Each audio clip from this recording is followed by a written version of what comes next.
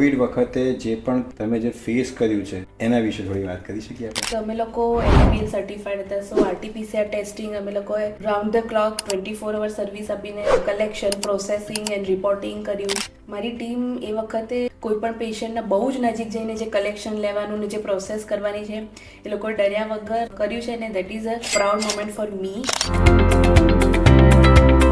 કયા ટેસ્ટ લોકોએ કરાવવા જોઈએ, કઈ ફ્રીક્વન્સી પર કરાવવા જોઈએ, કઈ એજ ઉપર કરાવવા જોઈએ? રૂટીન સ્ક્રીનિંગ કોઈને પણ કરાવવું હોય, એમની બોડી સ્ક્રીનિંગ, હેલ્થ પ્રોફાઇલ જે કહીએ તો એમાં અમે લોકો CBC કહીએ છીએ કે જેનાથી હિમોગ્લોબિન ટોટલ કાઉન્ટનો આઈડિયા આવી શકે. લીવર ફંક્શન ટેસ્ટ છે, renal function, kidney functioning test કહીએ, થાઇરોઇડ છે, શુગર છે, કોલેસ્ટ્રોલ, લિપિડ પ્રોફાઇલ જે છે એ બધા ટેસ્ટ અમે એટલીસ્ટ કહીએ છીએ કે 30 યર્સની ઉપર જે પણ હોય એને at least once in a year કરાવવા જોઈએ. લાઇફસ્ટાઇલ ડિઝીઝમાં કયા એવા સિમ્ટમ્સ છે જેમાંથી આપણને ખબર પડે કે આ લાઇફસ્ટાઇલ ડિઝીઝમાંથી થઈ શકે? ફર્સ્ટ ઓફ ઓલ બધું બેસીને કરવાનું થઈ ગયું છે, તો આપણી ફિઝિકલ એક્ટિવિટીઝ બહુ જ ઓછી થઈ ગઈ છે. એના લીધે we are very more prone to diabetes. Indoor work આપણું વધી ગયું છે, તો વિટામિન D3 પણ આપણા બોડીમાં ઓછું જનરેટ થાય છે due to lower exposure of sunlight. That all lead to sedentary lifestyle, જેના લીધે ડાયાબિટીસ છે, BP છે, થાઇરોઇડ, એ બધા ડિસીઝ વધી શકે છે.